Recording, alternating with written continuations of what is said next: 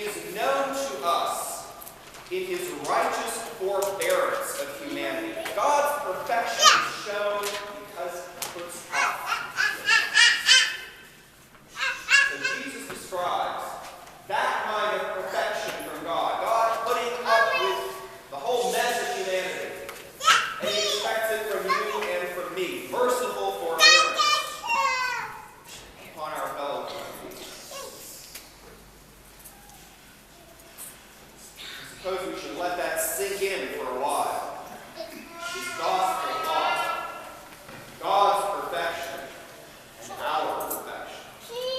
It is so unlike that old philosopher's question, why can't God, why didn't God create a perfect world? Because a perfect world in this sense would be a world without suffering, it would be a world without sickness and without evil and without sin. It would be also a world without choices or the ability to adapt or to struggle or to survive, all the things that have shaped our evolution. Probably right to say that a perfect world is a world without people in it. So instead of telling us why God has not created a perfect world, Jesus speaks of a world that is coming into perfection. He calls it the kingdom of heaven.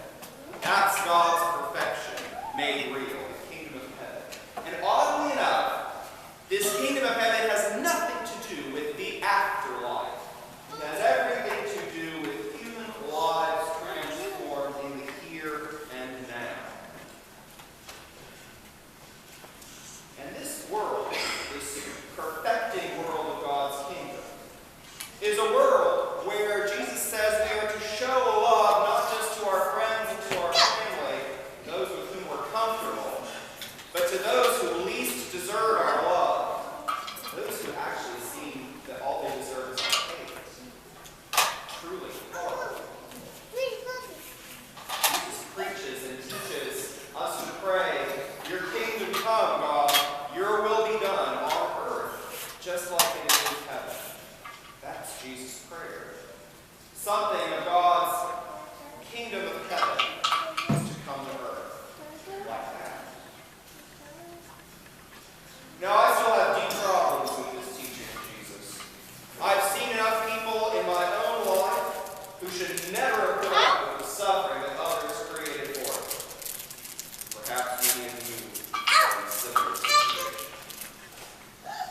And yet, those who are perpetrators, those who are oppressors, abusers, those who make enemies, there is something about them that deserves pity.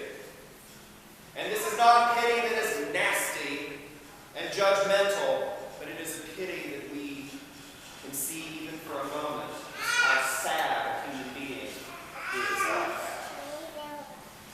When we imagine that human beings have been created by God to love and to be merciful and compassionate, then we see how blackly their souls can go, how terribly their hearts can turn.